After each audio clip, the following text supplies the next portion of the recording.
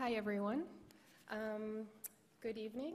I'm Denise Bergover. I'm the Collections Curator and Research Center Manager here at the Ryerson Image Centre. And it is my pleasure to see you all here tonight for a talk by Ruth Kaplan. Before we get started, I would like to acknowledge that Toronto is in the Dish with One Spoon territory. The Dish with One Spoon is a treaty between the Anishinaabe, Mississaugas, and Haudenosaunee, which bound them to share the territory and protect the land. Subsequent Indigenous nations and newcomers to the land have been invited into this treaty in the spirit of peace, friendship, and respect. And now it is my pleasure to introduce Ruth Kaplan. Ruth, as many of you know, is a Toronto-based photographer and an instructor of courses here at Ryerson University, OCAD, and the University of Toronto Scarborough. Her work is represented locally by Stephen Bolger Gallery and is also located in the collections of numerous museums across Canada. Her talk today will focus on her book Bathers, published in 2017, which is the result of an ongoing photographic project that explores the social theater of communal bathing around the world, a ritual that is simultaneously private and public. Tonight's talk accompanies an installation of photographs from the Bathers series, which is currently on view on the From the Collection wall behind you. You can see there where Adrian is standing. From the Collection is a rotating exhibition series of 6 installations per year, which highlights works from the Ryerson Image Centre's collection of more than 375,000 objects. The three photographs from the Bathers series that you see on view today, along with 3 others that were on view in the same location earlier this exhibition season, were selected from a group of 30 works generously donated by the artist in 2003. Along with our other summer exhibitions, including Shelley Nero, these photographs will remain on view until August 5th, and I invite you all to take a closer look at these photographs following the talk. Also following tonight's talk, we invite you to stay to discuss your own book projects with Ruth and with your fellow audience members. A table is provided there for this purpose, so if you have brought something, you're welcome to add it there after the talk. Additionally, the Bathers book will be for sale at the front desk there where Kristen is standing, if anyone would like to get their own copy, and also Ruth is available to sign that for you if you'd like to do so. And finally, for a bit of housekeeping, before we begin, I'd like to ask you to mute your cell phones if you haven't done so. And please note that you are welcome to ask questions throughout the talk, as Ruth would like this to be an interactive experience. We just ask that if you do have a question, raise your hand and wait for the microphone to come to you. We have 2 microphones located throughout, and that's because we are recording tonight's event in the back, so your questions won't register on the recording if you don't have the microphone. And with that, I will now ask you to please join me in welcoming Ruth.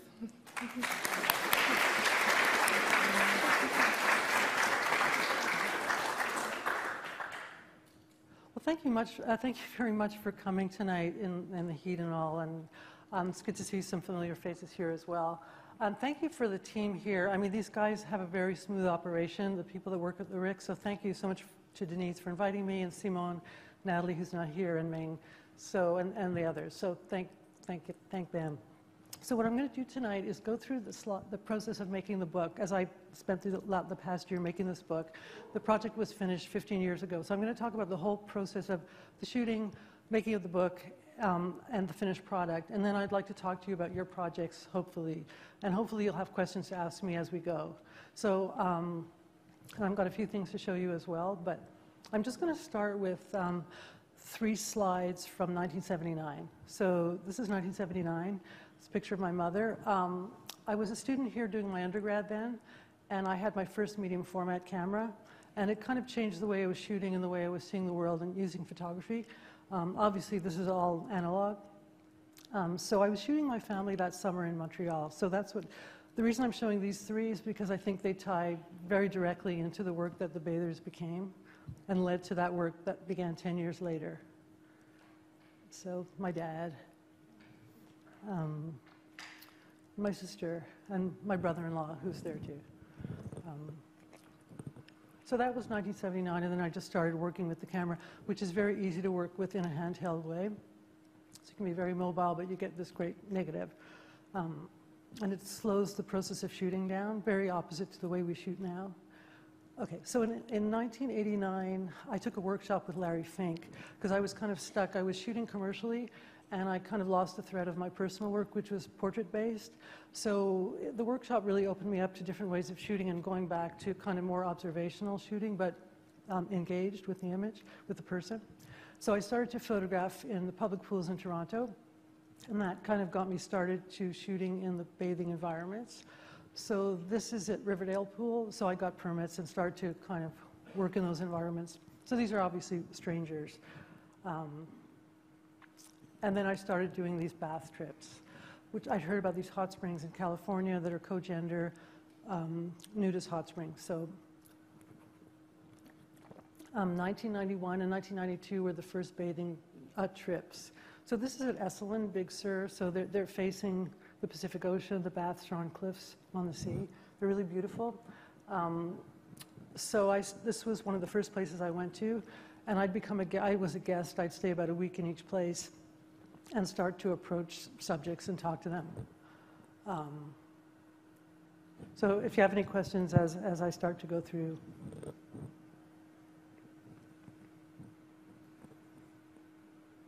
So the first few shoots I was shooting with a Hasselblad camera, which is very loud. Great quality, but very loud and obtrusive. I'm always shooting with a wide-angle lens, so I'm always quite close to the subject.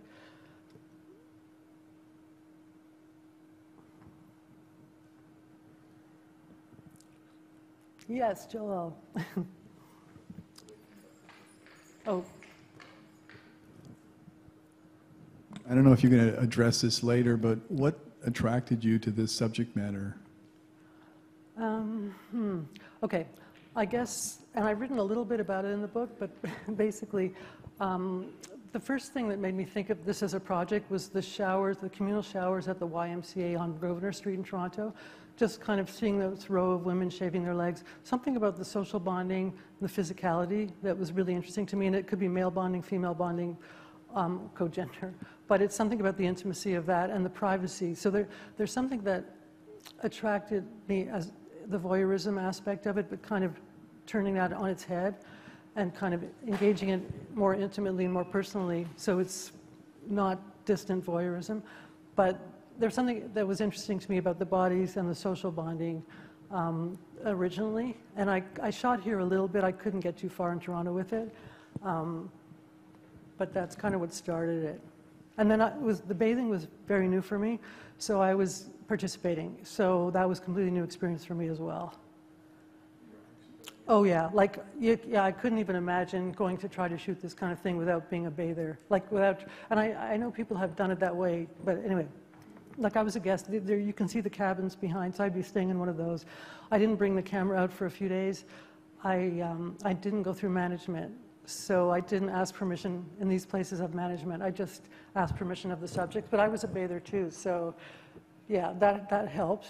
Not everybody said yes. And that's a picture with me with my Hasselblad on one of the California trips. But I switched to a Mamiya rangefinder, which is a much quieter camera after the California trips, when I started to go to Europe. So this is California as well. So people would just hang out in and out of the baths all day. So there's a lot of long conversations. And American culture, Canadian culture is very easy to get into this rapport. It was very different when I started to go to Europe.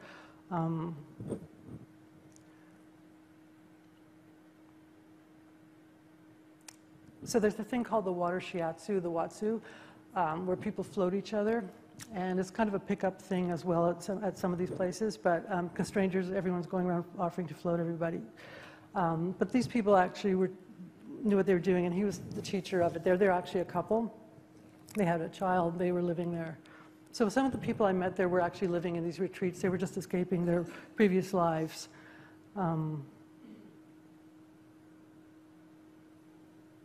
So people would ask what I'm going to do with the pictures, and I would say, I'm making a book, and 15 years later, 20 years later, and I was showing the work and telling them. So they were seeing it as a fine art project.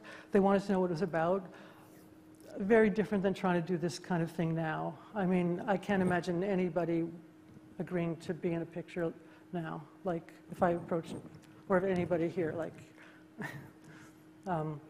So that was 91 and 92. So I was always a year behind. I'd be developing the film, printing, editing, and then every 2 years I'd make a trip. So there were seven or eight trips over a 12-year period, and this is in Eastern Europe. So in 1994 I went on a 3-month trip to Eastern Europe, and this is in the Czech Republic, a kind of famous bathhouse. They were trying to restore these places. So working in Europe was a completely different experience.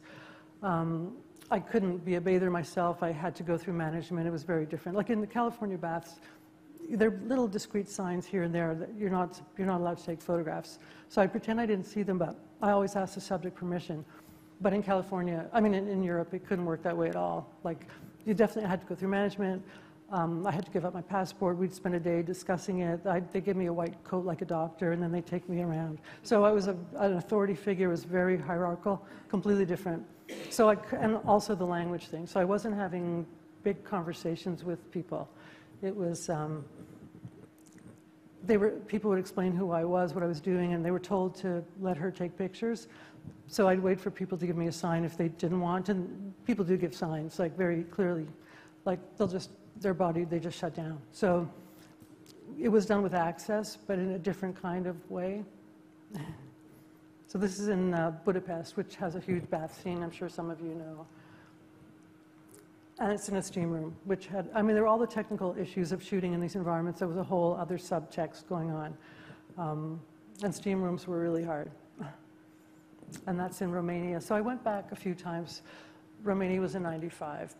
But it was in a real state of decay, and it was really interesting, just the structure of these places. So, I came out of environmental portraiture. I was doing magazine work for 10 or 12 years by that point. So it was the eye of an environmental portraitist. A lot of them are very portraity. They're basically around one person.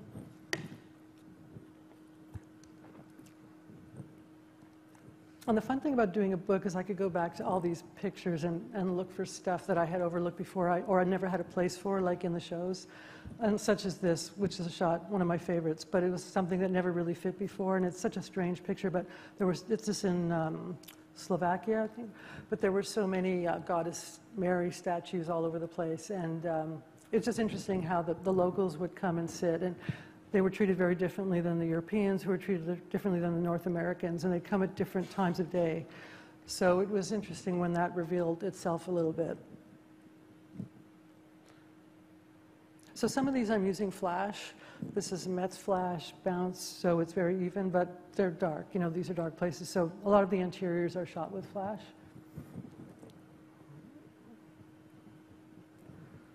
Poland.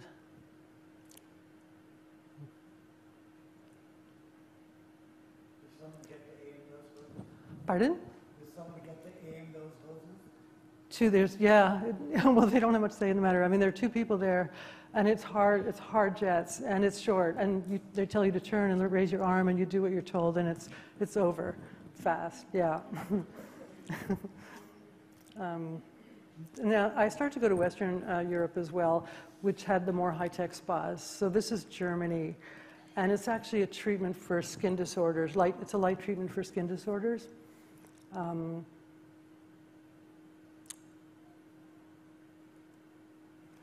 And this is mixed. This is back to California. Paris. So that's just kind of a steam room in Paris. Yeah. And the cities had different bath scene than the bath towns. So the Paris bath scene is really big now, bigger than it was then. And Italy. Some of these are public places. They're free. You just park and you just walk and spend your day there. And this is one of those places. And Morocco. So 1994, 95, 97 were all European trips. And in 2002, I went to Morocco and Iceland. And those were the last trips. So this is in Morocco, in a Berber village in the High Atlas Mountains. So they have these smoke saunas, these tiny little places where people kind of crawl in and bathe. So the people from that village would literally come and bathe in that place once a week. They didn't have showers in the homes in that area at that point, but it wasn't like the cities. So it's very smoky. And California steam room.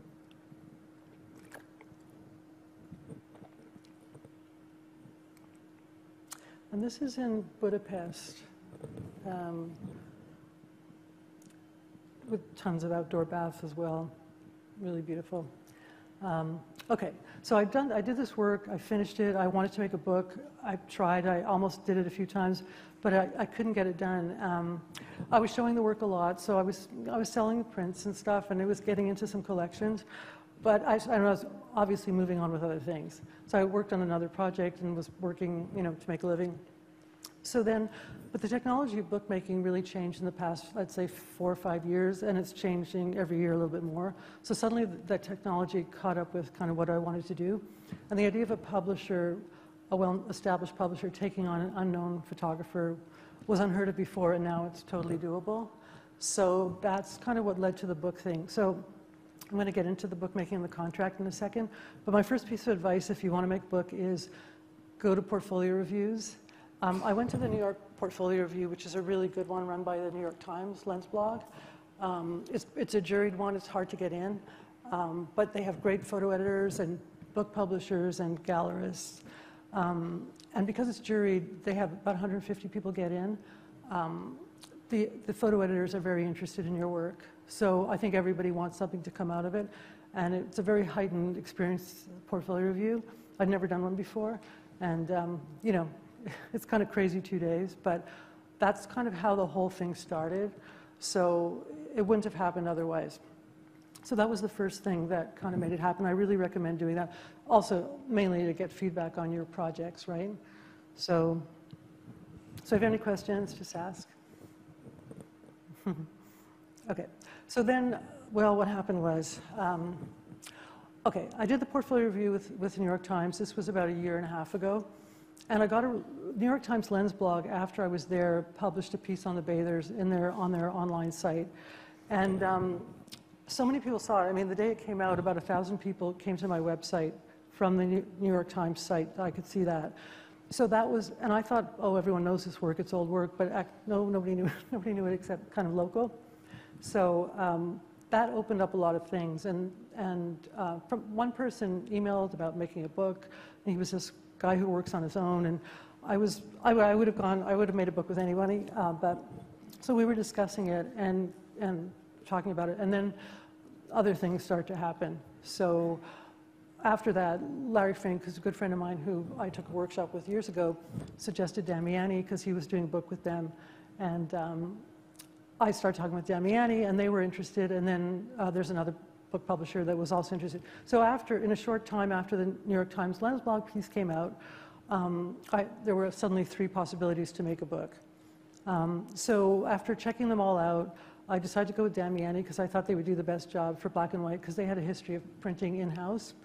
And it was, of course, the most expensive one, but that's the one I chose. So the thing with these books, and if you're not known, you have to raise the funds.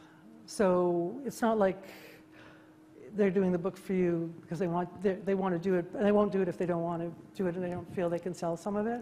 But you still got to raise the funds. So yeah, so that began all that.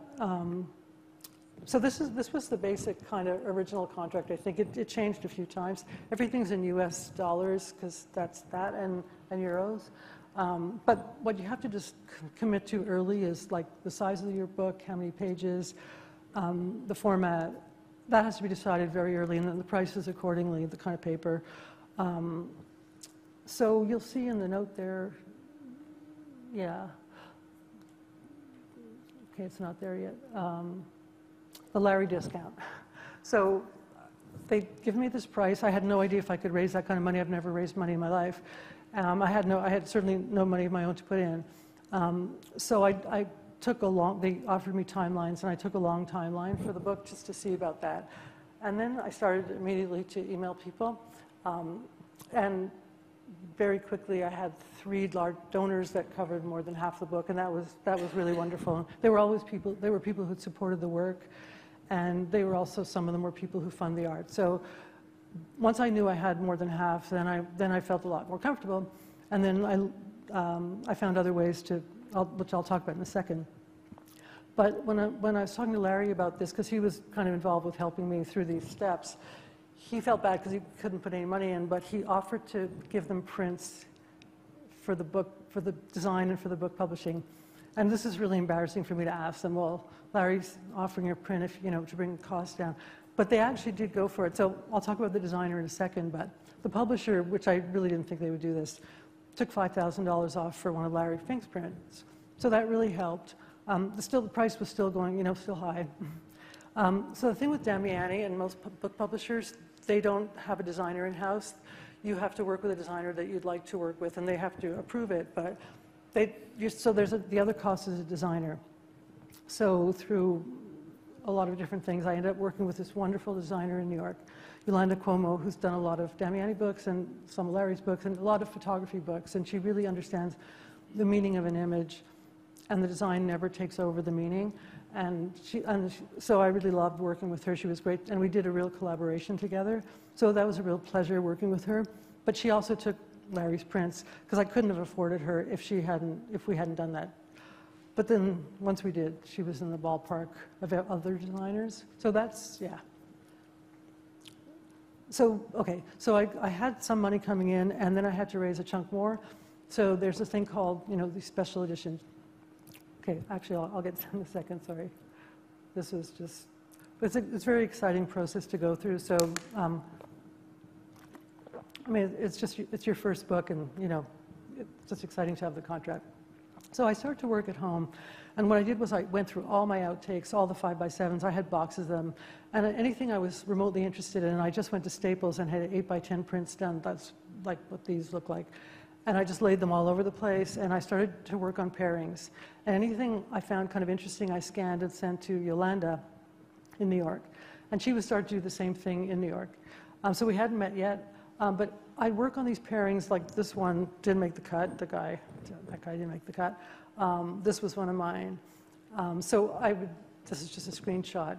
So anything I kind of liked, I'd put into InDesign, and then I'd send it to Yolanda when I had a few pages. And then she may or may not like it, and she'd send me some of hers. And we ended up meeting later, but this was how we began working. So I had a few months of living with these papers all over and just switching them around. And that's kind of what you have to do. Like, you can't go right to computer, I don't think, and design this kind of thing. And a lot of photographers design their own books, which is great exercise, and you can learn a lot. It was great to work with a professional. I really believe in professional designers, and you know, you learn more every time you do it. But photographers, when they do their own books, they tend to be fairly static. And she was really great about this whole movement idea that comes through the book and playing with sizes. And she had just had, you know, she was on top of her game. She's been doing it 30 years, so she had a natural intuition about it at this point. So it was nice to work together, because some things I would get stuck, and she just, in terms of the flow of the book, and yeah. So I was so happy to get the plant in. Like, I really wanted the plant curtain picture, and it wasn't one of those that I never could show. It was just so strange, but it worked so well with him. Anyway, it was fun to do the pairings. And this is kind of, and then there's all the file work. So basically, once a week, I had this file helper who's amazing come over. I want to do everything on my computer, and we'd work on 2 or 3 files each time. It took a few hours. The full size, and yeah. So that all the file prep was done that way, and it took us a few months to do it. And then I'd make little changes afterwards, all the way. But yeah, he did it way better than I could have done it, though. So if you're a Photoshop master, that's great. So then, when we were at a certain point, I went down to New York to meet with the designer and work with them, with their office. So this is, I think they had sent me this email saying you were here, and they started to mess with the images. So this is Yolanda Cuomo's office, Chelsea. There's Yolanda. So she's done a lot of the Magnum books and a lot of early Avedon stuff, and some of the Arbus magazine work, lots of other books too, but mainly photo. So it was fun to come in there, because they had, you know, this is what was set up. Like, it was just little tape on the back and very small prints, and this is how it was worked. This is how they do it.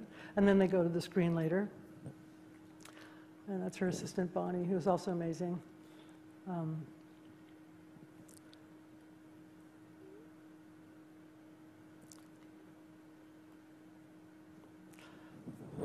So we had done all these different kind of maquettes and stuff when I was there. So we had one meeting in the afternoon, and then we had a meeting, oh, there's two of those, the next morning. And that was it. The book was almost done by that point.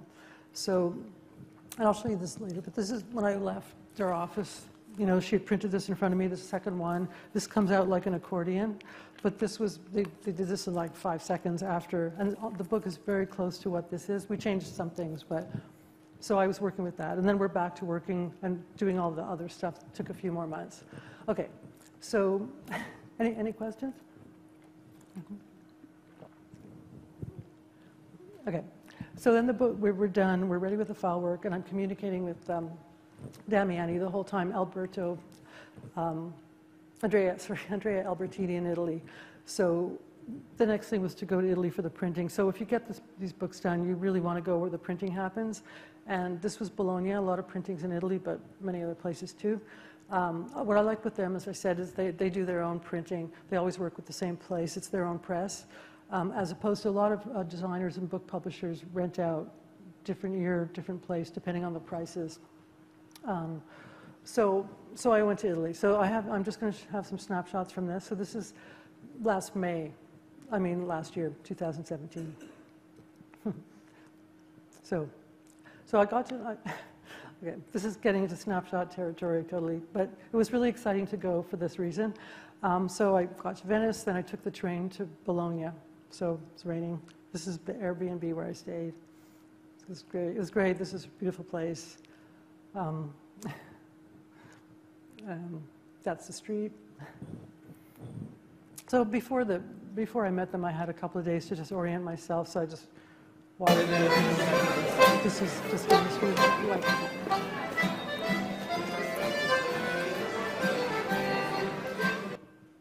And I just there it is. I mean, it was great to go see the art and just walk into churches and just be walking around freely. And this is just with the phone, of course. And this is Bologna. So I had a few days to just wander.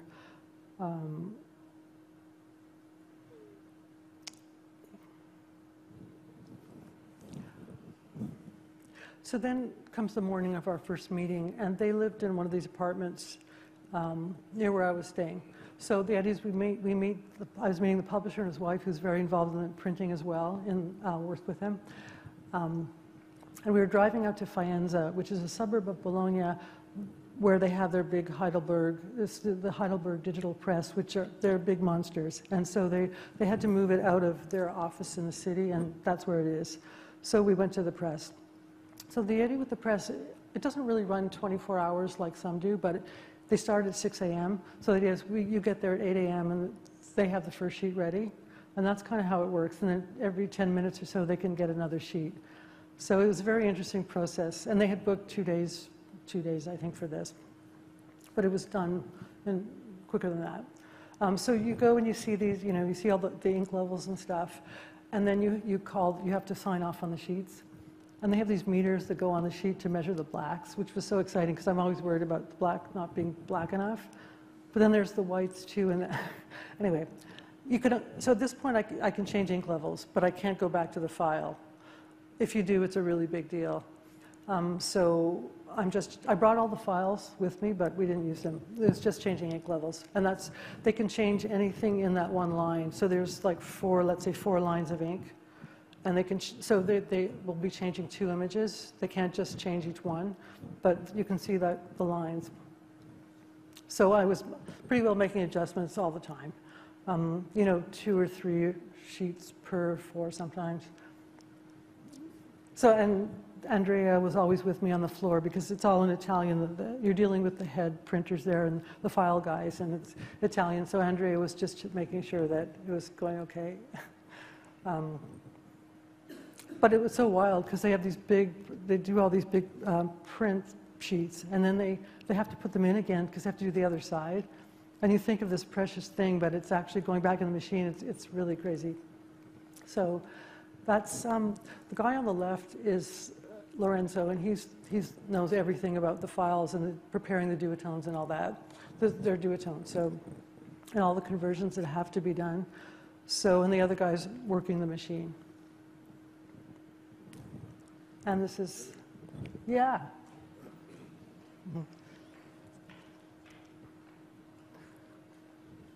Kind of a technical question. So you're looking at these coming off the press. What are you looking at? Are you using your original prints? Are you deciding to leave them behind? Are you looking for, I know you want solid blacks, but what kind of decisions are you making and how are you making them? Well, I mean, I might have brought proof prints in some, but it totally becomes meaningless at that point because you're dealing with something on its own terms, and there's its own limitations. So and you can sort of see what that is pretty quickly. So really, I was looking at blacks, which is the equivalent of contrast, really. That's your tool for contrast. And I mean, you can make, yeah, so it was basically dealing with blacks and sometimes with whites. And I mean, I'd just lighten the whole thing if I felt it was too heavy. So you're dealing with there's not many things. I mean, it's ink levels of grays, so you can only increase or decrease. But yeah, you're not going into areas specifically or anything like that. So it's very different than. Were there any images that you weren't really happy with, but they couldn't really do anything about them? Well, I mean, I didn't get caught up in one particular image I mean, I was really into the whole process, and I respected the process. And I mean, you know, I know there's no true perfection in this stuff. So it's in a way, it's more perfect than a silver print, which has the human flaw all the time. Like, but you do the next one. It's just not like I'm going to do 20 sheets. That wasn't going to happen. So you have to be kind of ready before. Okay, so what they do is part of what you pay for is the proof sheet. So they sent me this way earlier, and then I made changes. So you pick 8 images that are very different with different problems, and then they send you the print back, and it's supposed to be exactly the same as but it never is, of course. But it gives you a very good idea of what it's like. And yeah, but actually, honestly, when the first sheet came off and we came in the room, I was pretty pleased with it. I mean, I made changes because I could, and you know, why not? But it was pretty good, so it wasn't very much. And I think these Heidelberg presses are really amazing, the digital ones. They're very fine-tuned. I mean, this is duotone, so if you go into tritone or 4-color, you get more. But yeah.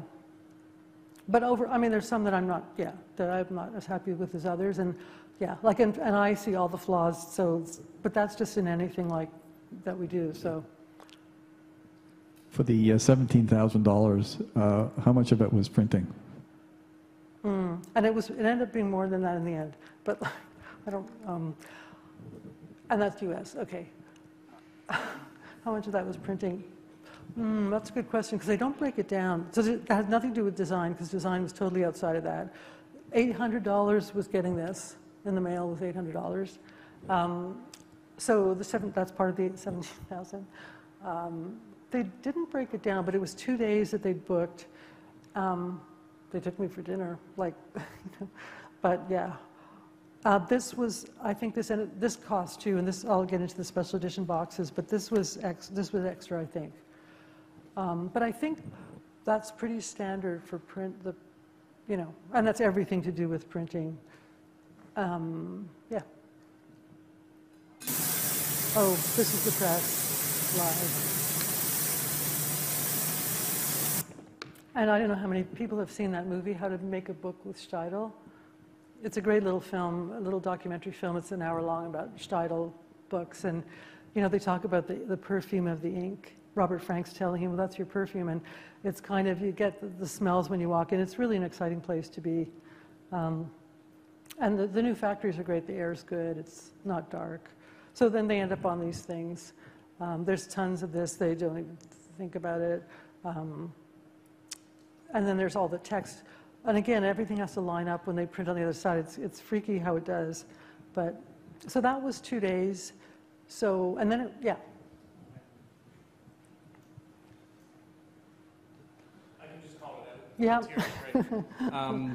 I just, you know, paper is essential, I think, is critical to a good book. And I'm just wondering if that choice started with the designer No, Or well, with- it's more the with the printer, publisher. the publisher? Well, Yeah. the publisher and the printer are the same, really. It's there. He bought this press, actually, but he rents it. But yeah, so they gave, we discussed that very early on, and it's something that was decided very early, what paper, and it's the weight, and if you want glossy or semi-gloss and all that. So they have, the choices, and I tried to check them out in other books here that they've done, so I could get a rough idea. So yeah, and it's the weight, and that's what makes a little book heavy. It's the paper weight. It's interesting. Yeah. Okay, so then we finished the printing, and then I went to their offices in Bologna, which is really interesting too. And it's beautiful Italian architecture, modern and old at the same time, and this beautiful light and interior. So this is very exciting to be there. This is the inside. So they started this gallery space, and they had a really good exhibition there of a Russian photographer. And they have their books on these carts on wheels. So we had these meetings, and but basically they printed the book, but it wasn't bound, so I couldn't sign anything, and there was nothing I could really do. Like, I wasn't going to go home with a copy or anything because the binding wasn't happening. So, but then this happened. So like, we'd have these meetings. This is like 10 in the morning, and they bring this to me. It's like, wow, like chocolate cannolis and pistachio. Anyway, and this is the outside. They have, a lot of people still smoke in Italy, and so they have the courtyards. Their openings are full, and everyone ends up outside. So, just beautiful place. Okay, so one of the things that I really recommend if you do a book and you're raising money, you can do it on Kickstarter. I really didn't want to go that route, and I didn't, but I would have if I had to at the end.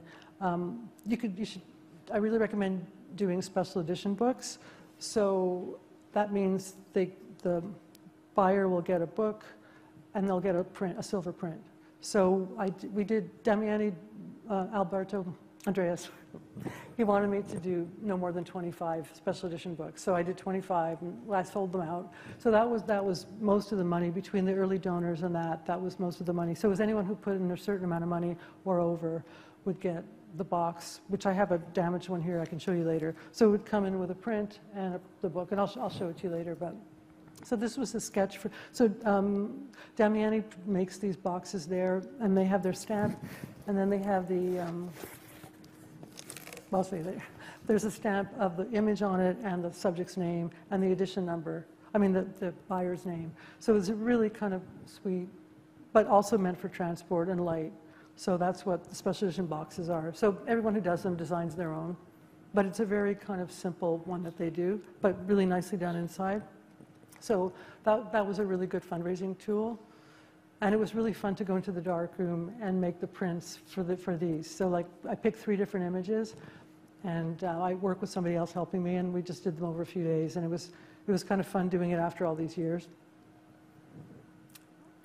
So then I decided to have a little holiday. Like once I was in Italy already. So I just took an extra week and I went to Sardinia. So this is on the plane. So when you do these trips, when you're on your own, a book is your best friend. And I love reading when I travel. So this was Julian Barnes, The Noise of Time. Excellent book. If anyone likes Julian Barnes out there, it's just a wonderful book. So I had a vacation, Sardinia. I went to these islands. This is where Lena Wertmuller Swept Away was filmed. And then the flight was from Venice, so then I went back to Venice, but I hadn't seen it ever, so I had a day and a half really tired walking around Venice, and you were recently there, right? Yeah. So I just wandered into places. The Biennale was on. I was too tired to do much, but I just wandered here and there, and then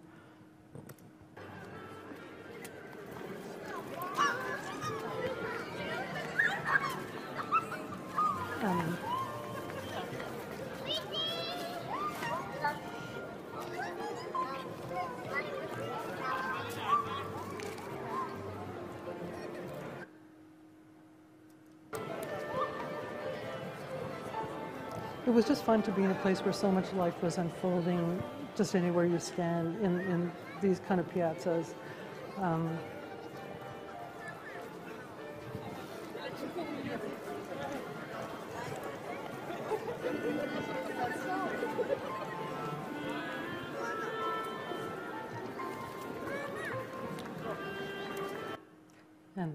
So I just wander into these Biennale shows, but I wasn't able, I couldn't absorb anything. I was just kind of struck by all the electronic stuff that they had and kind of the new electronics. So then took a few months till I got the first book. So they came, okay, the way it works when you do this kind of book, where you kind of raise the funds yourself, it's very different than if a well-known person gets a book done. Basically, they usually get 50 or 60 books, and they don't pay anything, and the publisher deals with everything. When you pay for a book, it varies depending on the publisher, but with Damiani, I got 400 books, they got 600. So there were 1,000 printed, which is a typical print run for a photography book. So, and you have 400 to sell yourself, and they have 600 that they distribute. So the reason I went with a publisher like that is because they have really good international distribution.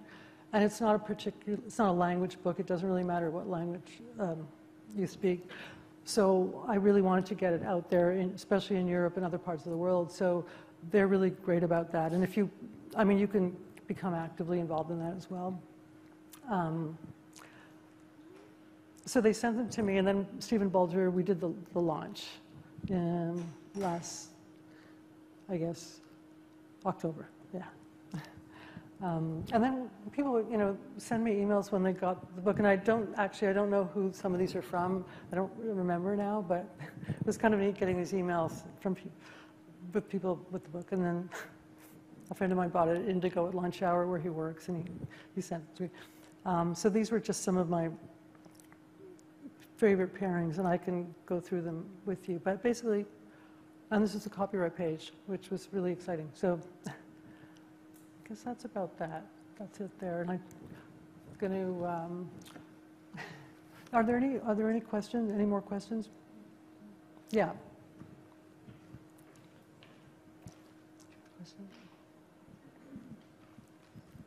I should just hang on to this.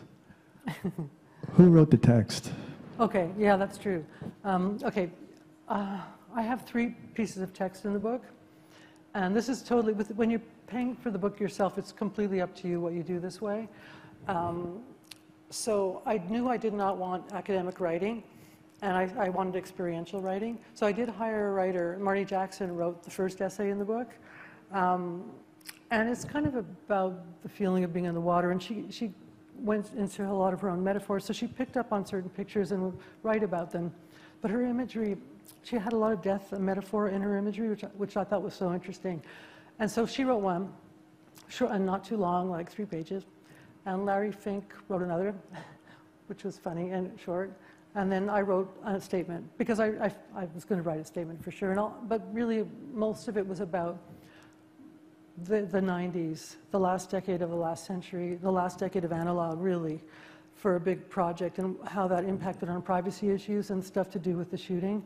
So it's only a page long, so that was what I wrote about. And then I had my acknowledgments, so yeah.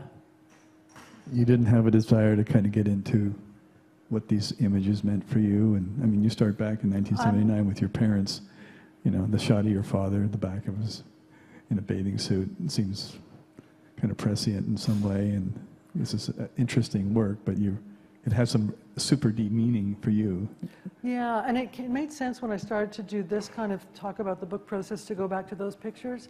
But I guess because I talked about the bathing work so often over the years in terms of showing the bathing work, and so I didn't feel the need to tell anecdotes about it, or it wasn't what was striking me at the time when I was writing, and I could, in a month later, I could have a whole different thing that I want to say about it. But I mean, I had a certain amount of pages because we had a certain amount of room. Basically, I had a page and a font size.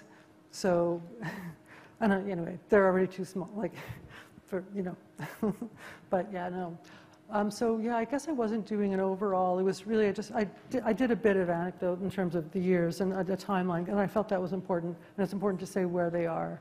And there was a whole, a surround to that, because basically it began after the Berlin Wall fell. That's when all the Eastern Europe trips started to happen. So there was a certain atmosphere to it, and then it ended. Moroccan trip was a few months after 9/11, and so the work's not political at all, and it's not really about that, but it made an atmosphere in both these places, and it showed how much the world changed from 1991 to 2001 in terms of the politics and where people were at, and then the internet. I mean, I felt it was really important to write about the internet coming along, and that was the big change. But that was one reason the project, I ended it when I did, because everything had started to change when I started, nobody had an email address. So if they trusted me, they might agree. But now someone might trust me, but it could be on YouTube in a second. So some people don't care, and I'm sure if you go back to the baths now, everyone's doing selfies in there anyway. But anyway, the world had changed so dramatically, so I thought that was the most important thing to write about, because I had to pick it. So it was interesting, though, because Marnie wrote about the experience of being in the bath, and I wrote about it too, and Larry wrote about it too, and we all ended up at different places, because Larry's is sort of about, hers is about death images, his is about completion through another person, really, and mine was about going into your own kind of space or something. So it was interesting, because we all ended up at slightly different places writing about this experientially, the same thing. Oh, yeah. I was going to ask the same question that he last asked, but I do have the Stephen Bulger Gallery. Was it this past May at Contact that you? Yeah. Okay. It was October, right? Was it October? Well, we had the photo book fair in May, but last October was when Was the the launch. book launch? Yeah, and I was at the his new photo fair. gallery? Pardon? He's in a new gallery, isn't he? Yeah, it's done. There's Sarah, the gallery manager, Sarah Burchard over there, his gallery manager. But yeah, it's Dovercourt and Dundas area, yeah. Okay, we'll have to go. Thank you. Have you been to the new gallery? I haven't. Oh yeah, so it's I'm really going good, to. yeah. It's a Thank good you. show on now, too. Other questions? I wanted to ask you Sure. a question.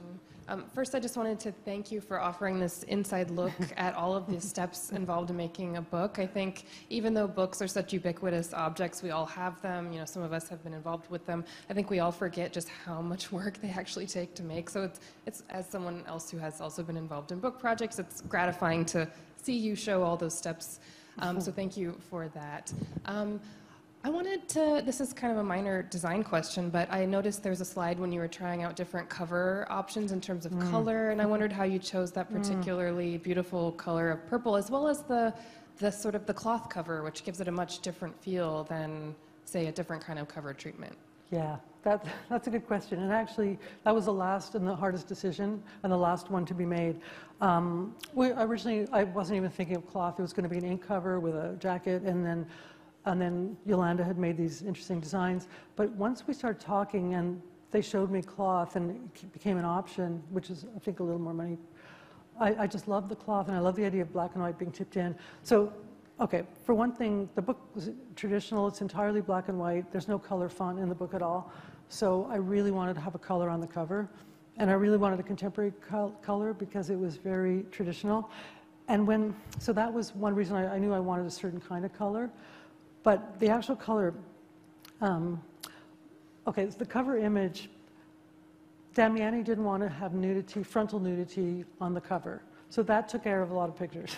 And the back, he wasn't so crazy about either. So when we narrowed down what the cover choices were, I knew I wanted water and I wanted people in a bath. So I wouldn't have normally thought of that one for the cover, but then it kind of made sense as that's the cover. So when that was the cover, then the color, I wanted a contradictory color to the image. It's a dark image. It has a kind of gravity to it. And I wanted a color that was kind of contradictory to that. And so and with cloth, you're dealing with swatches. So with ink, you can mix any color you want. And so it was never the right, then I'd finally pick a color and then it would be like, they would discontinue it. So we went through this for months and months. And I had a team of people, a few people that I really trusted. I'd meet with them whenever we had new colors, and we'd go through it together. And then in the end, I didn't know that until I walked in Bologna, and they handed me that swatch, and that was the one. Yeah, it was really tricky, but I love the idea of the tipped-in image in the cloth. And the image on the back cover was kind of a second thought too.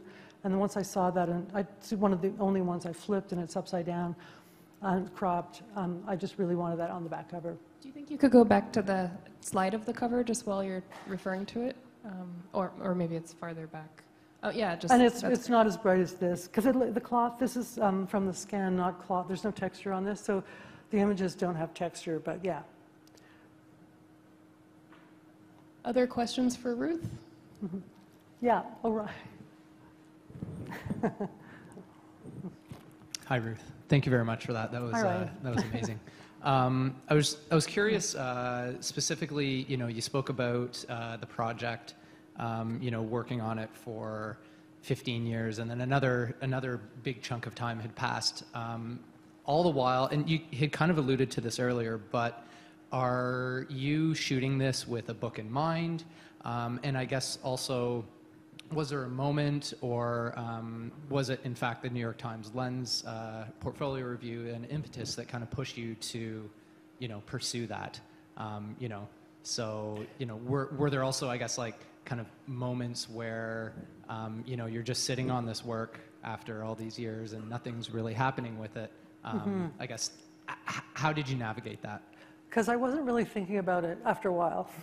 I was at the beginning, and I always did think in terms of a book, but also in terms of prints and gallery showing primarily, and I was doing that. So, we'd had these shows and stuff, but I wasn't shooting it anymore, and I'd gone on to other things. So once that happened, we had some close calls with books in terms of through the gallery and through other key publishers and stuff, but it was an expensive venture for all publishers and a risky one, and the fundraising concept hadn't come in. So everything kind of changed with that.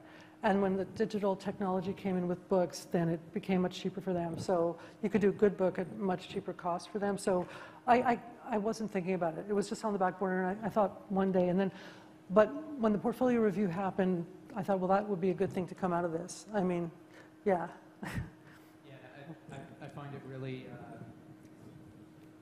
I find it really fascinating too, in which how you kind of recontextualized, the work as well from today's lens, and I think that brings a whole new context to the viewer. And yeah, it's kind of a gift to not do something with body work for 15 years, or just leave it alone and then go back. Yeah, and I was dealing with 5x7 prints. I wasn't going back to the actual negatives and contact sheets, and that would have been a whole other unearthing of a whole other. Because there's just so much work there, but also because not many people have photographed this particular subject matter. I thought it was really worth doing it, and I knew I always wanted to do it. So yeah, yeah.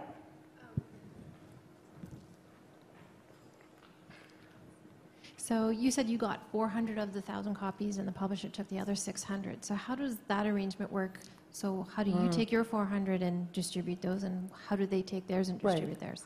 Well, so with mine, we determine the price of the book, and that's kind of, the idea is to stick with that. We both kind of stick with that price. So I've been selling them, and I'm down to a certain amount, and I'm expecting that I'm going to sell mine. And then that's fine. With Damiani's sale, the 600, every year they kind of tally the amount, and you get this royalty that's really tiny. And I don't know how that works with other books, but it's pretty. It's small, but that's fine. I'm just so happy they're distributing it. So I can get it into the New York Public Library or wherever. So is it a profit-making venture or more of a? I guess it could be, but I would go into it for that reason. Like a lot of fine art photography or art things, it's just, because when you do the math and stuff and what it really costs, it's probably very close. Because you're including the trip to Italy and my file helper and all the other things that aren't part of the contract. Yeah, because when I did my taxes last year, I realized, wow, it's a mini mortgage, kind of. And yeah, so there's different ways in terms of how you sell the book, and I guess when there's down to a few left, you can hike the price up and stuff. But the idea is to get it out there, and probably different people work different ways about that. You can make some money. The thing is, the money's, when it comes in, you've already spent, so that's kind of nice. And people do books on Kickstarter, which is basically they're pre-selling the whole run, and that's how, if everyone puts in a certain $50 or $60, you can do your whole run that way. So you don't make money after that, but the book's paid for that way.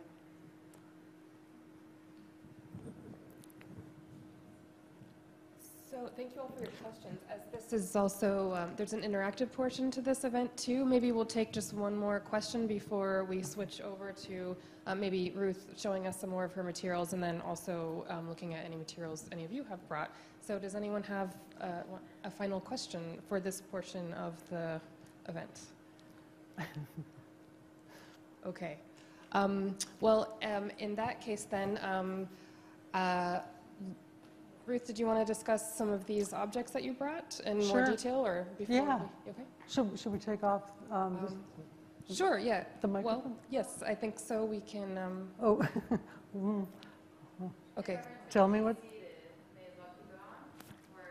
But I think people should, at this point, should get it, because I think they're not going to see things from far.